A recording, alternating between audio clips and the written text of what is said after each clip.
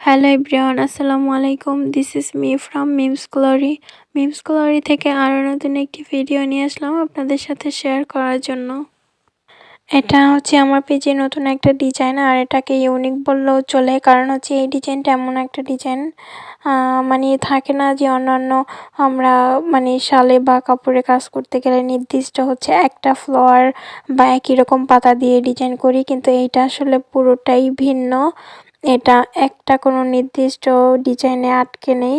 এটাতে হচ্ছে বিভিন্ন রকমের ফ্লাওয়ার থাকবে, পাতা থাকবে। তো অনেক রকমের হচ্ছে কালার কম্বিনেশন মিলাইয়ে হচ্ছে ডিজাইনটা করা হবে।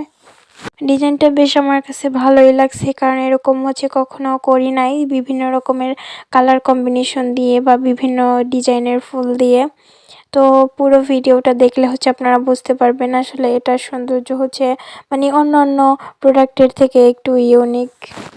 প্রথমেই আমি সবুজ কালার দিয়ে ডালপালাগুলো দিয়ে নিচ্ছিলাম, দেন হচ্ছে হলুদ কালার দিয়ে কিছুটা ফুল আর্ট করে নিছি, আর মানে যেখানে যেখানে পাতা হবে ওইখানে হচ্ছে সবুজ কালার দিয়ে আর হলুদ কালার দিয়ে পাতাগুলো আর্ট করে নিছি।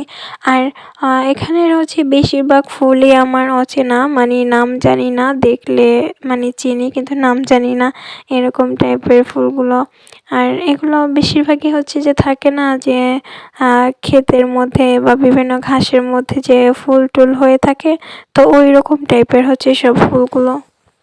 বিভিন্ন রকমের ফুল পাতা বিভিন্ন রকমের কালার দিয়ে করা হচ্ছে একটা শালেই, বেশ ইন্টারেস্টিং তাই না?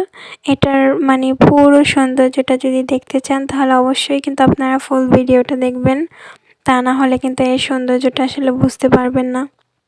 আমি যখন এই শালের কাজ করতেছিলাম আসলে অনেকটা আগ্রহ নিয়ে অপেক্ষা করতেছিলাম যে কখন শালের কাজটা কমপ্লিট হবে আর আমি ফাইনাল লুকটা দেখব। আসলে কাজ কমপ্লিট করার পর যে এতটা সুন্দর লাগবে ডিজাইনটা, এটা আসলে আমি কল্পনাও করতে পারি নাই।